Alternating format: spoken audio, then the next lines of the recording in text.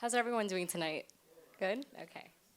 Welcome to the Queensborough Public Library Central Branch. Welcome to our discussion tonight about the book Halsey Street with Naima Coster, Vivian Lee, moderated by Jennifer Baker. This event is part of the Authors Guild Foundation's from Manuscript to Marketplace series, in which authors and members of their publishing team discuss the process of creating publishing their books. Andrea Bronson will now present our speakers. Thank you, Piasha. Hello, thanks all for coming tonight. We're very excited to be here and appreciate the Queens Central Library hosting. We're happy to have this discussion with Naima, Vivian, and Jen. The From Manuscript to Marketplace series has been made possible with the New York State Council of the Arts and the Authors Guild Foundation. The Authors Guild Foundation is the charitable and educational arm of the Guild, and they provide several educational programs for authors and protect authors' rights. The discussion today will be followed by a Q&A, so after the talk you can ask any questions that you have. And after that there will be an opportunity to buy copies of Halsey Street and Everyday People by Jennifer Baker, edited by her, which has been provided by Q and Willow Bookstore. And so now I'll introduce our speakers tonight. Naima Coster is the author of Halsey Street, which is a novel of family, loss, and renewal set in a rapidly gentrifying Brooklyn. Halsey Street has been recommended as a must-read for 2018 by People, Essence, Bustle, Kirkus Reviews, Electric Literature, BitchMedia, The Root, and elsewhere. And then Vivian Lee is an editor at Little A, Amazon Publishing's literary fiction and narrative nonfiction imprint, where her list includes Naima Coster's Halsey Street, Matthew Salesi's The 100-Year Flood, Viet Dinh's After Disasters, and Harold Schechter's Hell's Princess. She is a 2018 Publishers Weekly Rising Star honoree. And finally, Jennifer Baker will be moderating our conversation tonight. She's a publishing professional, the creator and host of the Minorities in Publishing podcast, and a contributing editor to Electric Literature.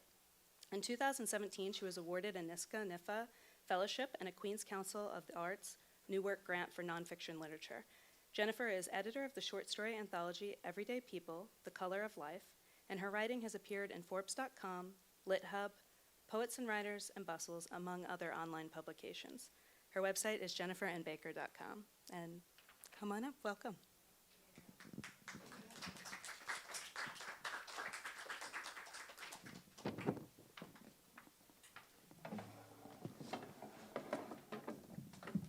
I think I'll do a test. Is this okay? I'm inherently loud, so that's usually not a problem. So thank you so much, Naima and Vivian, for being here. Thank you, Q and Willow, our local bookstore. And thank you, Queens Public Library and Authors Guild, for having us. So I actually want to ask the crowd to get a kind of sense of, I don't want to assume people know everything, and I don't want to assume people know nothing. So I kind of want to get a sense of how many people here are writers? All right, that's like pretty much 100%.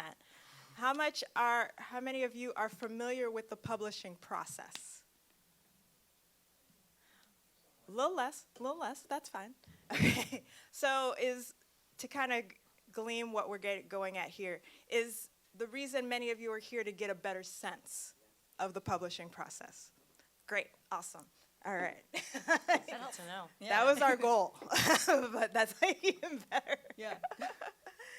So with that in mind, I do want to talk about everyone's position. So Vivian, you do write. You are an editor. Mm-hmm. And I think we both have a similar thing where everyone sees us as editors because that's what pays our rent. Yes. And I like, Love to pay my rent. I like eating. It's a little habit of mine. And so we may be more known for that. And Naima, with your debut Halsey Street out, I don't know if you kind of also veer into, okay, I'm writer, specifically writer, because you also teach as well. So you toggle between those? Yeah, I'm not teaching right now, but I will be in December. I have various little hustles that supplement my life as a writer. Okay. But I feel like publicly, because since the book came out, Okay. been more writer than teacher. Only my students know I'm a teacher. Really? Do they know you wrote a book? Yeah, and they're sort of like, when are you going to get our papers back? So I think one thing we can kind of quell is like not everyone makes a living off of writing alone. So there's usually kind of some other side hustle or full-time gig and whatnot. But I do want to get into, Naima, how Halsey Street came to be, your relationship with Vivian. Vivian, how you got into Little A and publishing and editorial, which is a very specific job as well. So I want to start with Naima, because since we do have the writer crowd, can you just kind of start out about, like, I don't know if we should go from the beginning, from, and then when I was 10, I made this picture book about Santa. But, yeah, and like, when did you finish Halsey Street, and what happened after that? Can you all hear me? I finished Halsey Street in early summer 2015. That was when I finished the book. It took me about 4 years to write it.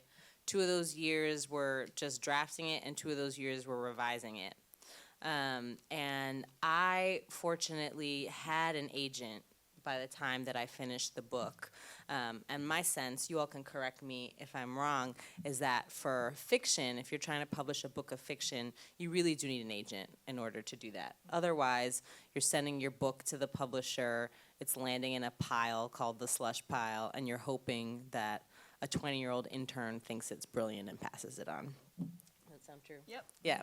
So I was lucky that I had an agent, and my agent had found me because I published an essay about growing up in Fort Greene, Brooklyn, in the New York Times. So I published that essay. She found me. She asked if I was working on a book, and I said, no, but I will someday. And we stayed in touch over a number of years. And our relationship wasn't formal until I sent her the whole book, and she said, yes, I agree to represent you. So we sent the book out, and it was the first time that I really started thinking about the book publishing market.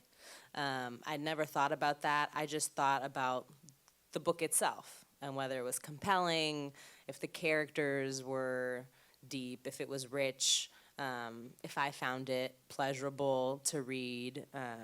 I thought much more about sort of craft and quality and meaning of the narrative, and didn't think at all, will it sell? To whom will it sell? What might the jacket copy be like? And I was really surprised to see that a lot of the things I hadn't considered at all in the crafting of the book that really mattered to me seemed to matter to a lot of publishers. We can talk about that later. I can go into it now. But basically, it seemed like everything I'd learned about, or many of the things I'd learned about good writing, from creative writing classes, from creative writing teachers, from the books that I read, wasn't the only criteria that publishers were thinking about. So I had a whole new list of considerations once we actually started sending the book out. So can we go into, again, I don't want to necessarily do 101, so we'll do 102, but literary agents. So yours found you, but in general, literary agents do the work of representing clients. And Vivian, will you look at a book if it is not sent to you by an agent? It really depends. Can y'all hear me?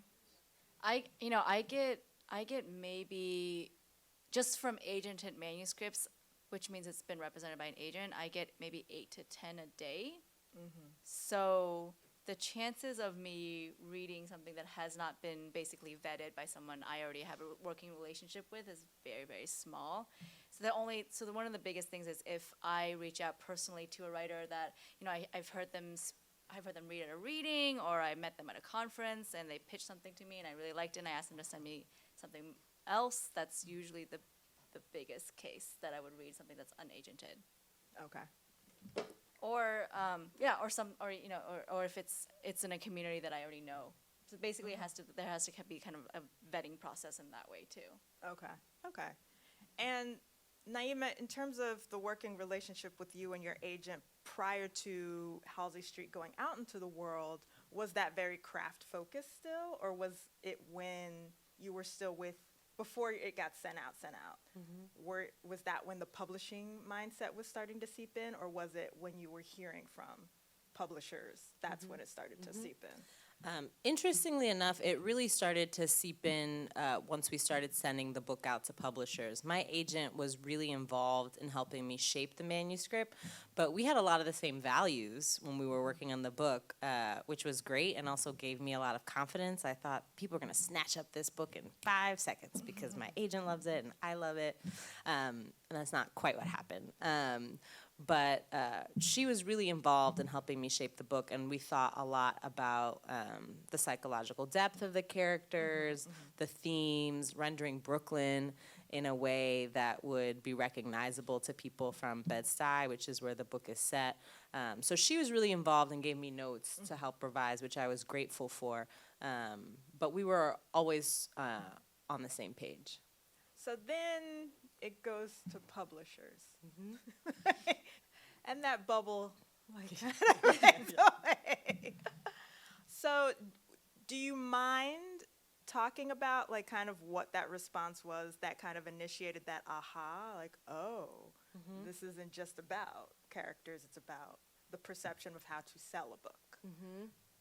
Yeah. I mean, if there's anyone you want to smack talk, that's fine. We'll keep it between us. Yeah, there's a list. But it was interesting, like something. I have a friend who recently published a book, and she went before me in the process, and she said that some of the letters she got from editors, rejection letters, were so nice that she would have framed them if they weren't rejections. And I felt that way a little bit. Like when I got the feedback, I felt like, oh, I accomplished what I wanted to accomplish from some editors. Different responses from different editors. But from some editors, I read the letters and I thought, oh, I did the things that I wanted to do. Like I wrote this story about Brooklyn and about a mother and a daughter and about immigration and generation and how it separated them. And it was moving and it felt authentic. But I also heard things like, it's a really quiet book. And I thought, well, what does that mean? Like, there's drama, things happen in the book. And I think what it means, you all might have really interesting thoughts about this too. I think what it means is, and one editor actually said something similar to me. She was like, your story isn't like a World War II romance. Like, there's not a couple that's being separated by a war. It's just about this family drama between a mother and a daughter, one living in Brooklyn, one living in the Dominican Republic. Like, there's no big pitch in that way. Does that sound like what quiet? Yeah. Yeah, I mean, I think it's when your characters delve into introspection, they're like, that's quiet. Instead of just like plot and moving and moving and moving and like having to be able to pitch like, and then this happened and that happened. Whereas in Halsey Street, like you can say that, but that's not the point of the book. Yeah, it's about like what these women mean to each other and what their neighborhood means to them, and about things like race and class and family and belonging. So that was something that I hadn't heard at all. And I went to graduate school for writing twice, and in all my years of graduate school, nobody was like, this is quiet. Maybe because everybody was writing quiet stuff. And so that was interesting. And then another thing that I heard from some editors, fortunately I found a wonderful editor, 2 wonderful editors at Little A, Vivian and her former colleague Morgan Parker. But something else that I heard before I was lucky to find them was that the book, in addition to being quiet, it was unclear how to place it in the market. Like, who will be the Halsey Street reader? And I thought, people who live in New York, people who are mothers, people who have daughters, people who have a difficult family situation, like people who don't want to go home but have to go home for some reason. I thought lots of people, but there was sort of that question too, like, well, where would we place this? So Vivian, I want to come to you. I'm going to do kind of like a rom-com where we get one person's and then you two meet. Oh, I love it. I'm organized. I'm strategic. So what was your path to publishing? My path to publishing is, I want to say it's not traditional in the sense that most people have gotten into the position that I was in. My background is in journalism. I was working at the Los Angeles Times when I was in college. I had a college radio show, and they're like, "Do you want to write?" And I'm like, "I'm actually doing my undergrad in literary journalism." They're like, "Sure." And so I just started pitching and started writing for them and started working there. And then I kind of, once the digital kind of boom happened and they didn't know what to do, everything folded. And then I decided to do my master's in creative writing, also nonfiction, and I moved here. And so while I was here, I kind of started forming a literary community and realized, maybe, I love journalism, I love nonfiction, but I think books might be the way to go. And so from there, I kind of went into small journals and kind of academic journals and political journals, and then kind of worked my way. And so by then, I had about 10 years of editorial experience. And then I applied to my job now and kind of worked my way up. And it's been 5 years.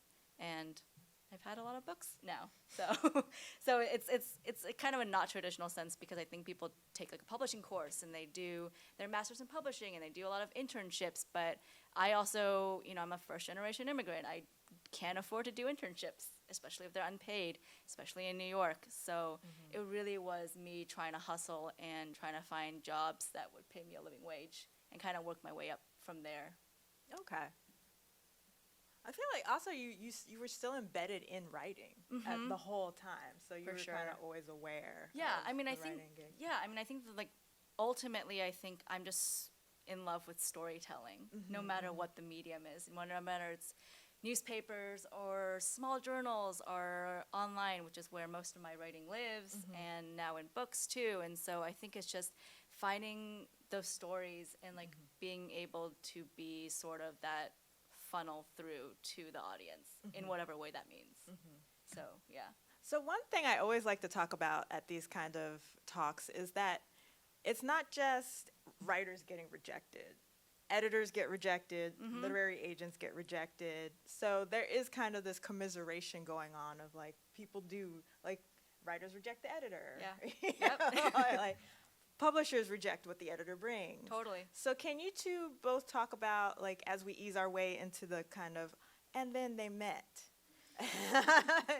as you were dealing with these kind of weird kind of terminologies you were getting used to of quiet, and I don't know how to sell this, and where do we put it on a shelf? And you're like, you just put it on the shelf. I don't understand it. Where?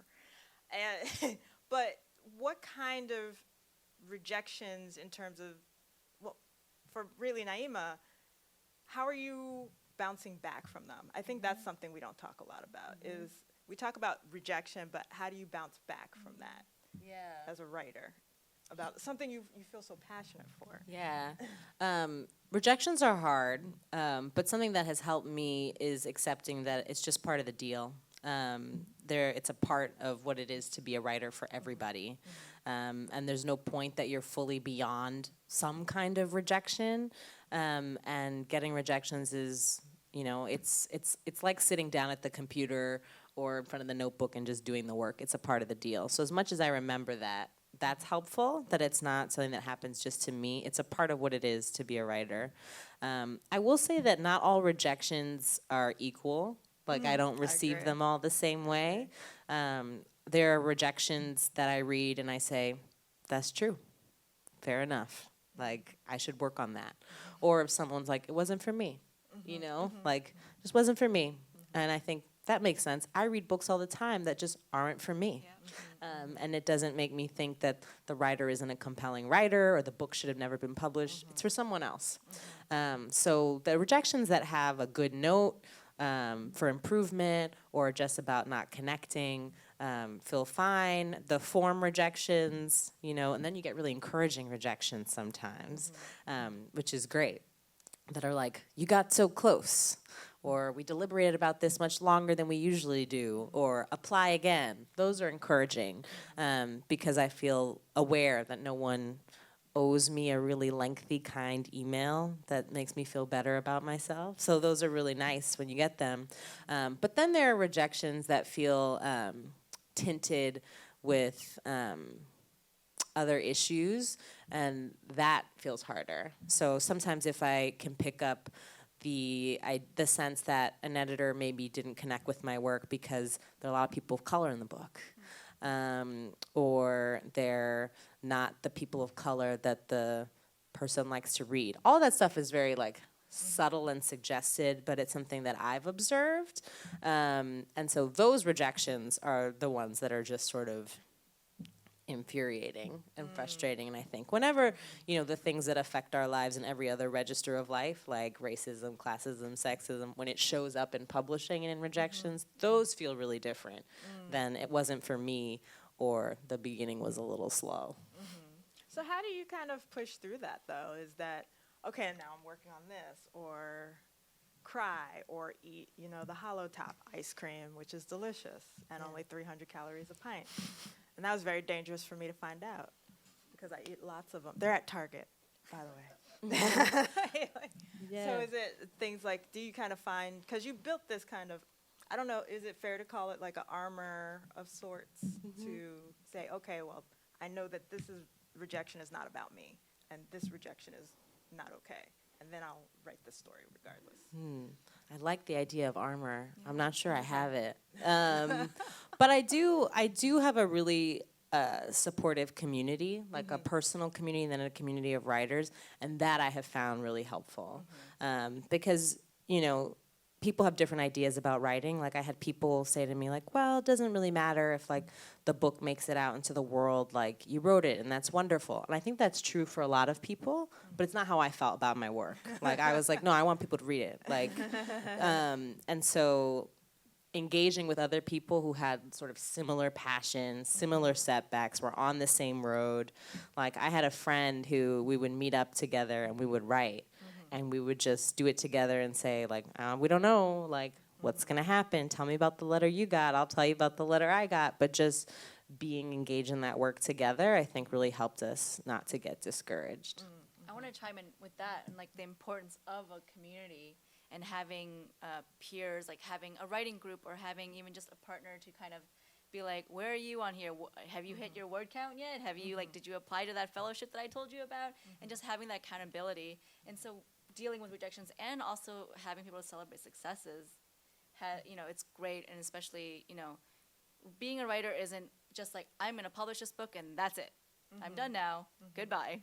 It's like, it's for the rest of your life, and so it's not just that one book. You're thinking about your future as a writer, but also the future of writers that are underneath you that you also want to raise up. So I think it's so important to invest in that community and, like, build that community too, because writing is lonely and rejection is hard, and you need you need people just to be like, no, you're not bad. Well, I also imagine, Vivian, I don't know how it is for you to actually reject people. Yeah. Because you're in that seat too. So I don't know how that is for you in terms of, like, can you talk a little bit about what you're looking for? Like, you personally, we can't say that Vivian represents all editors. Like, Vivian is a very specific editor. Yes. She's very special. Yeah, I mean, I hate to be very frou-frou about it, but obviously, great story, characters, writing that I've never heard, like, a voice that I haven't really heard from yet, something that's super special, all of that, but also, ultimately, it's also just, am I the right editor for this book? And that can be many different things. It could just be like, I don't know how I can edit this book to make it better, and in a way that, like, I can make this sing when I know it can, and I just, like, don't know how to push it to that. And, like, that's something that I do write in a rejection sometimes, where I'm like, I love this, I just don't know how to push it further. And and it just means I'm not the right editor for it, and that's okay too. And and when it comes to rejections, it's very rarely because the writing is bad. It's very rarely that. It it has to do with just, it doesn't fit in our list yet at this point that we're looking for. List being, what we acquire that year or the next year, or our publisher just, like, decides that, that's not what they want, and you have that argument, and it ends up they're the ones with the money. So if they're not going to give you that money, you kind of have to say no too. Or again, like, I'm not the right editor for it. Or sometimes if that happens, I'm like, I know an editor within little a who would be perfect for it, and I would pass that on too. So there's just, like, a myriad of reasons. Rejections are hard. I always, in a week, I spend one day doing it. Oh yeah, is that like just this is the day? This is that the day. Well, Sucks. yeah. Well, it's also just like it's really intense and emotional too, because like Yeah. I want to be thoughtful in the way I reject things. I don't want to just be like no and then leave it at that, because it's, I don't. It could have taken you 10 years to write this book, and I want to make sure that like the reason I'm giving you is a real reason that can hopefully help you to get to that ultimate point of publishing a book. Yeah. Not with me, unfortunately, but hopefully somewhere else. So I always try to be as thoughtful as possible in my rejections, Yeah. even if they are rejections. I try to do the same at Electric Lit. Yeah. I mean, I usually I will actually edit people's essays who submit to me and tell them exactly why I'm rejecting them, because I want them to know Yeah. why and it's usually often also not bad writing. It's usually you wrote 18 things in one essay Right, and you have right. no idea what this is about, or it's about trauma and you're not ready to write about that trauma, yeah. or we're not the right outlet. Usually the biggest reason I reject things is people don't read the thing. Yeah. Our website. Yeah, And that's our kind of- website is free. Yeah, it's kind of the same thing too, where it's like you just didn't understand what I'm acquiring. Yeah. So, or like what I'm looking for in my list, and so you pitch me a sci-fi book, and I'm like, I love to read that. That's not what I acquired. They saw you tweet about it. Yeah, And there you that's go. it. So then, Naima, you met Morgan. And she, what? Like, how did she react? I'm very curious. I like the happy stories. Yeah. Morgan Parker was great and actually reached out to me before I was sending out the book Oh, and really? said, like, I hear you have a book or you're working on a book, send it to me. And she's a writer as well, and so I've been really lucky to work with two editors who are also writers. And that's really shaped my experience, who can look at the book as publishing professionals and editors, but also as writers who have their own practice and their own values as writers. And then Morgan's response was just wonderful. Like, she didn't mention anything about not knowing how to place it in the market or who would read this book. I think partially because she thought and said, I'd buy this book, like, I love this book, and imagined herself as a reader as well of the book. She had other notes for me, and things that she thought we could work on and push together, but it was just like a sort of dream experience. Like, it was clear, and she told me she would take good care of my book. And she did. And then when she left Little A, she passed the book on to Vivian. So I got to work with two people and feel really lucky. Vivian took very good care of my book as well. And But so how was that? How was that, like, when you heard Morgan's like, okay, I'm leaving now, and then was it like, oh, the floor just dropped from under me? well, Morgan picked a good time to leave for me. I don't think she was thinking about me necessarily. People make their choices for their lives. But we had gone through the process of editing the book, and we're shifting to publicity. And so I knew that Vivian was coming on as my advocate, a champion for the book, my person at Little A. And so it was like the editors probably have more than two faces, but like if there are these two sides, Morgan was able to do one for me, and then Vivian was able to do another. So she picked a really good time. And I had met Vivian and felt like I was in good hands. Okay. So And Vivian, how is that for you? Because it sounds like you came in post-edits. So you're coming in with the publicity side. And so how does your role shift in that way? Yeah, well, I think if, I just want to say, like, when you look for an editor, when you get your agent, and when your agent is, like, putting your book out there with editors, I think it's very important to find, number one, an editor who understands what your book is about and to be editorially on the same page. And the edits that they give you are the edits that you understand are going to make that book what you want that book to be. And the second part is to be an advocate for you and to champion you from within the house, because they have to help you with the book cover.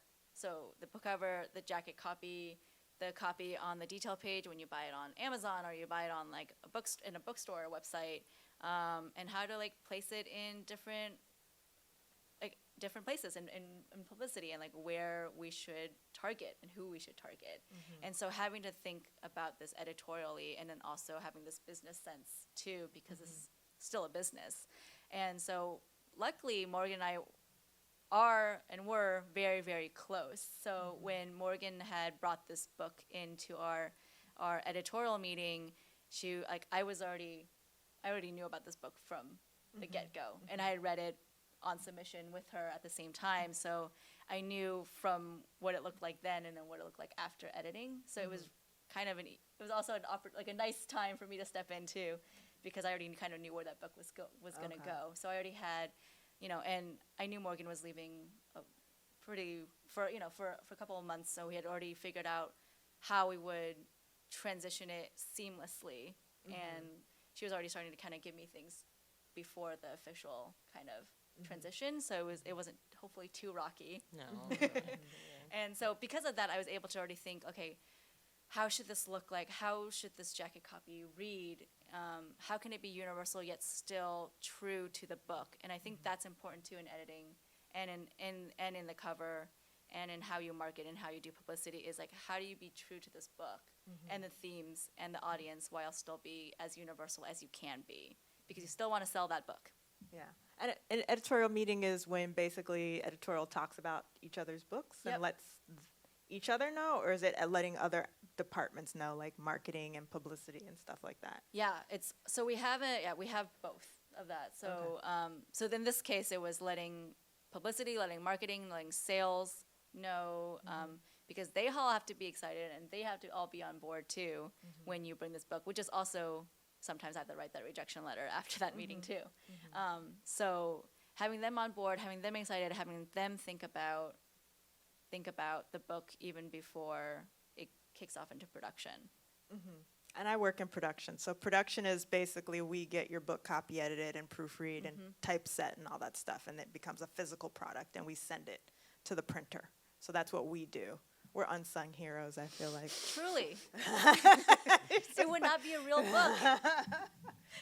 We're about grammar. That's how we roll. So with that in mind, I do want to take into account business, but I also want to talk about editing, because I feel like that's kind of this kind of known but obsequious process. Like, people edit, but what does it mean to edit? Because editing is a very specific skill. You know, there's copy editing, which is like cleaning things up, and also can have developmental elements, but content editing, like really getting in there. Can you talk about, Vivian, can you kind of talk about your process? Yeah. And Naima, can you also talk about this? Because you also teach. And I don't know that we can teach writing, but I imagine there's conversations about what people are looking at and what the stories they're trying to talk about. So whoever wants to go first.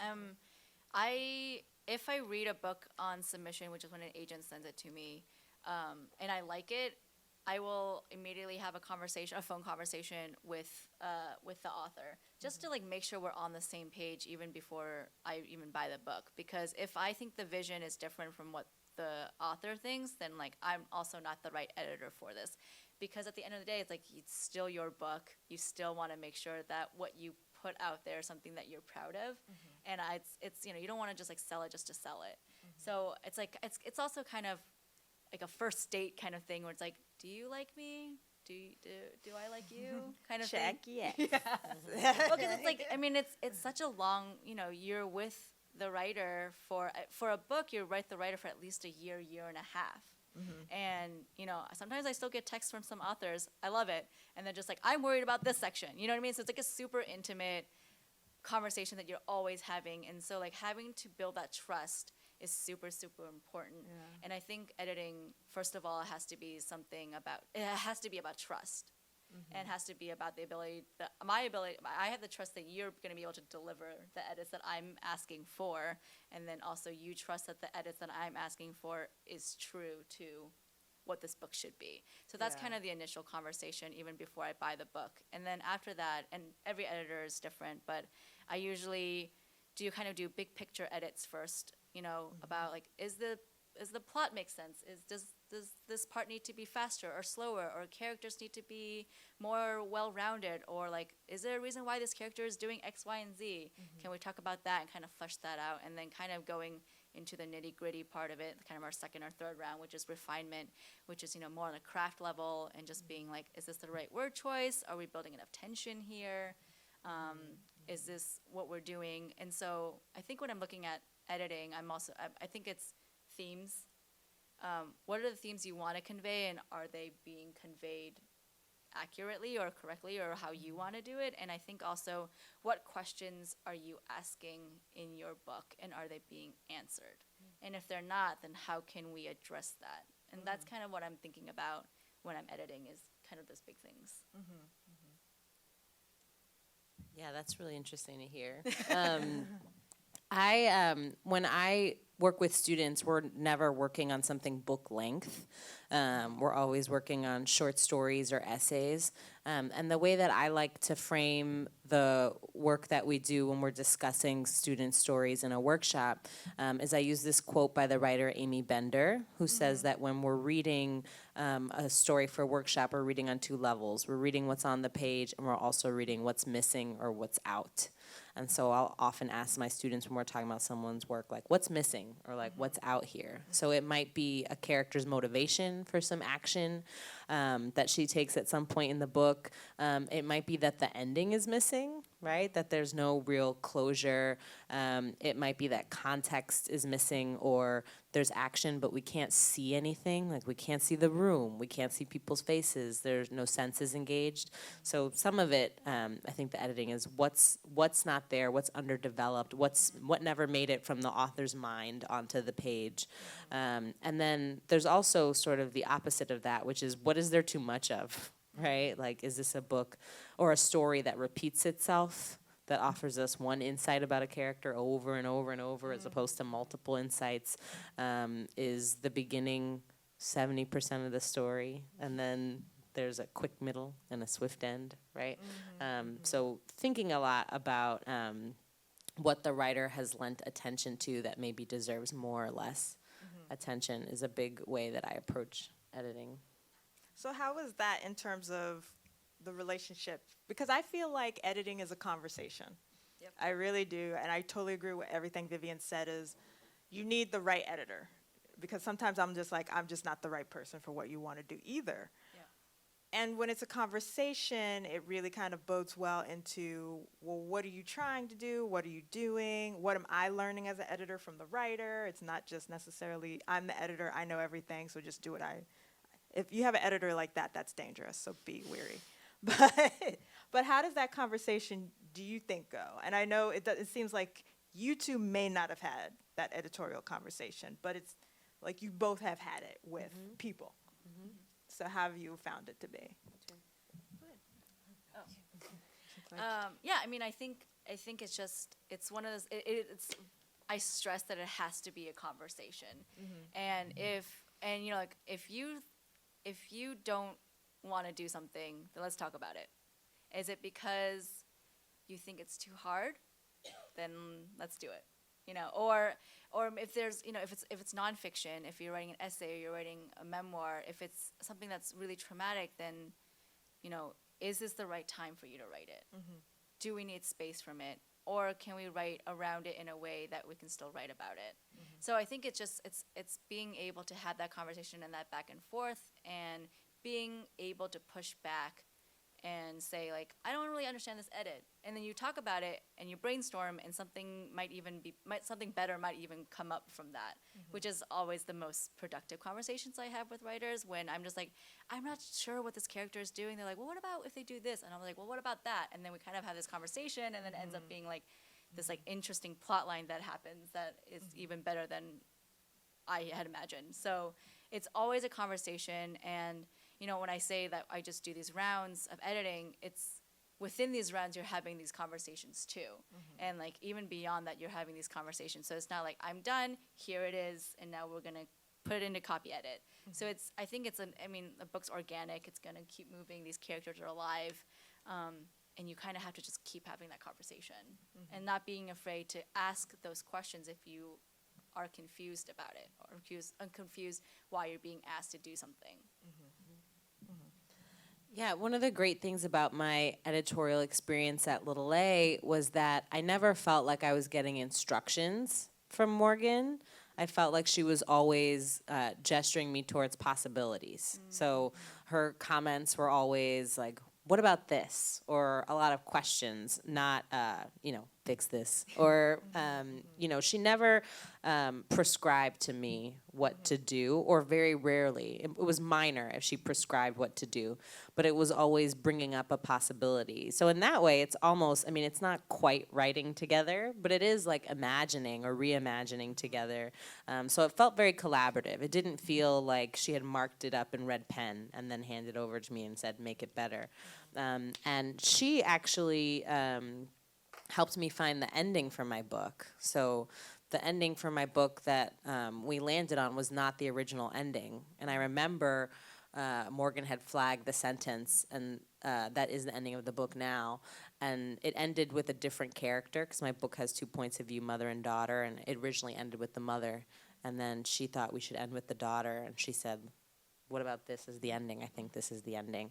And I went back and forth about that for a really long time. And ultimately, she was right.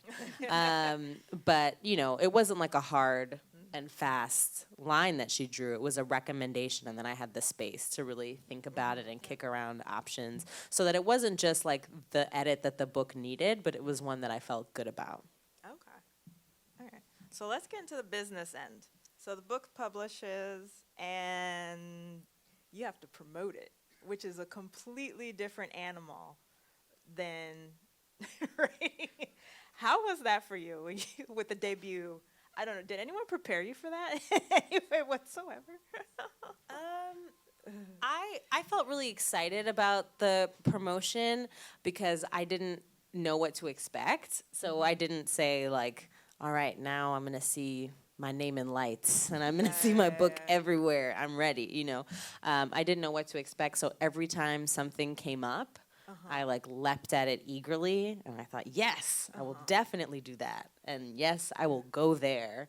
Okay. But it is a really different skill set than the writing, like doing a radio interview or doing a panel on some topic that comes up for a little bit in your book or that you're not an expert on, like that all has been challenging just in the sense that I don't feel that my life experiences have prepared me for that. I'm not an expert radio show guest.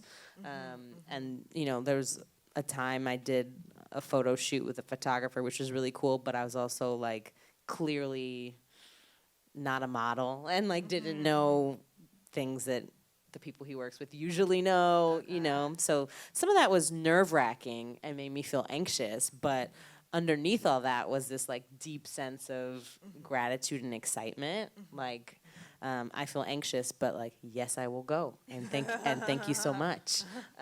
So for me, I was just so pleased that like these things I knew were gonna help people find the book. So, like sweaty palms, racing heart, nervousness before a lot of these things. But I also know that they're not givens for writers. And so I took everything like as a gift and a surprise. Okay, so this is interesting because I know for me it isn't as though when Everyday People was coming out, someone said, okay, and this is what we're going to do for you. It was asking. So ask questions, I kind of highlighted that, is such a huge part because I had to ask, do we have a marketing budget? No. Not okay. We'll move on. Before, where did you send this book to? What did you do? Because they're different departments. There's marketing and publicity, and they're two separate departments that kind of work together, but two separate people or identities. And so, like doing my podcast, I knew that there were certain things, but then there's so much that I don't know about what people are doing. So asking became such a paramount part of promotion.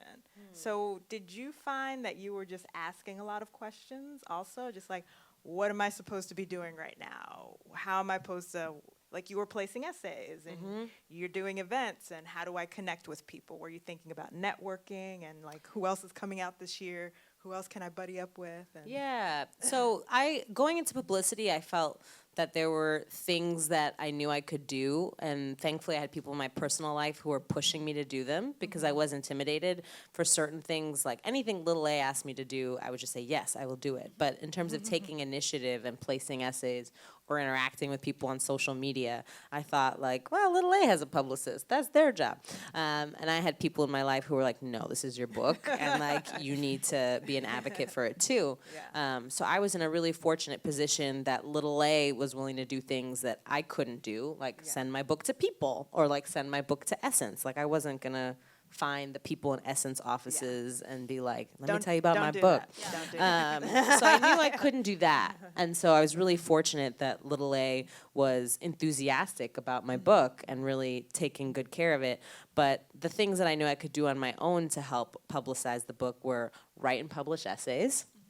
And then to become more active on social media, mostly to connect with readers, book clubs, and writers.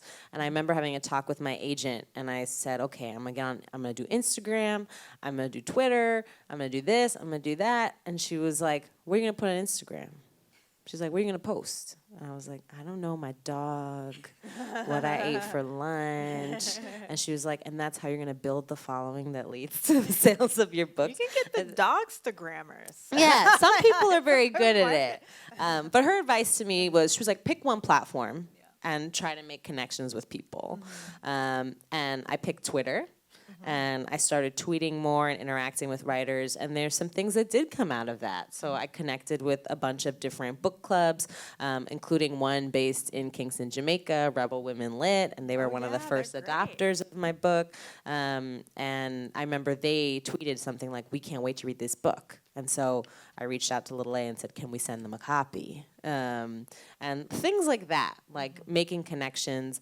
I connected with Well Read Black Girl on Twitter, another book club that was a wonderful platform for my book and has also helped me meet other writers. And so writers, many of us want to amplify the work of other writers. And so I was really pushed to be active in terms of publishing stories and interacting on social media. So those were like my contributions to the life of the book. So, Vivian, do you ever kind of mentor people or prepare your authors for what they need to do next? I try to. I mean, I think my list is predominantly debut, so I never assume that they know what's going to happen. So it's really just like, I'm gonna talk to you through. I'm gonna get you on a call with our publicity team, with our marketing team, and kind of be like, here's a timeline of what it's gonna look like. Please ask me any and all questions. Like nothing is off the table. I think I just try to make myself as available as possible. Excuse me, in terms of just like what questions you want, because no question is a dumb question. Because it's not like there's a handbook on like how to publish your debut novel, step one, you know? And like even in that case, it's like every experience is so different anyway. And so I think that's also why having an editor to be your advocate is super, super important, because that way you're not worried about asking your editor any questions. And so I'm always kind of available, or try to be available and make myself available to answer any questions that people have, because like I don't know what you don't know, you know. So it's mostly mostly I think I'm just holding their hand and going through their anxiety and just talking them down during that process. Shut down. Okay. I was like, shut it down? So can you give an example of a couple questions that someone might ask on the next phase? Either one of you, just kind of like I was like, what's my marketing budget? Meaning, do we have money to make posters and tote bags and stuff like that? And they're like, no. And I was like, cool.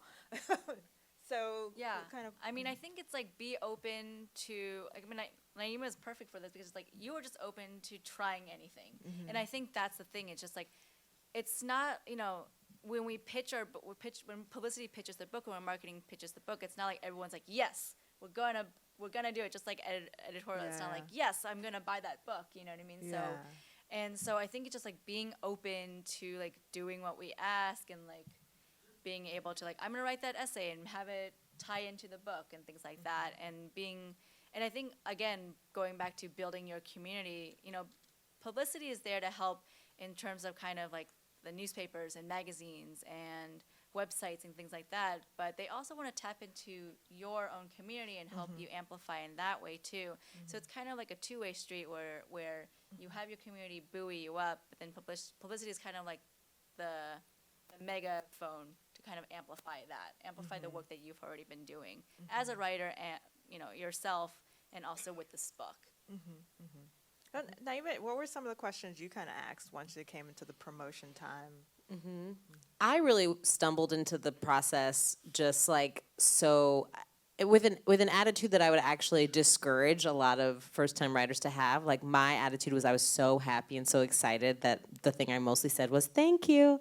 And then it would be my agent who was like, well, how many publicity targets are we going out to? She was like, how many people are we sending the book to? And I want to see the list. Send me the list. Like, send me the list now, and send me the list on your progress once you've sent it out to people. You sound like me. Your agent sounds like me. It's like, I want a spreadsheet immediately. Yeah, and so, whereas I was just like, thank you, like, sounds good, my book's going to be in the world.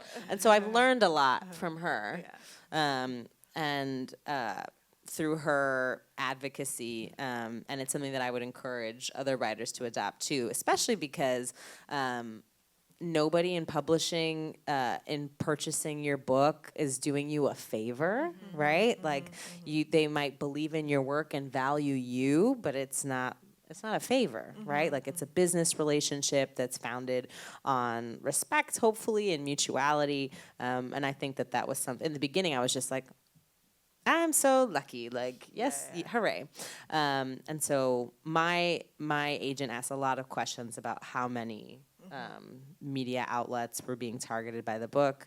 And then questions I asked was also just asking ways that Little A would support efforts for smaller scale things that I was doing. So, you know, I reached out to my high school and said I wanted to do an event there, and said, Little A, can you send a poster? Can we get books? Like, things like that. Like, can you support and supplement the efforts for these smaller things that I'm doing that I think have also been helpful in helping people to find the book. Yeah.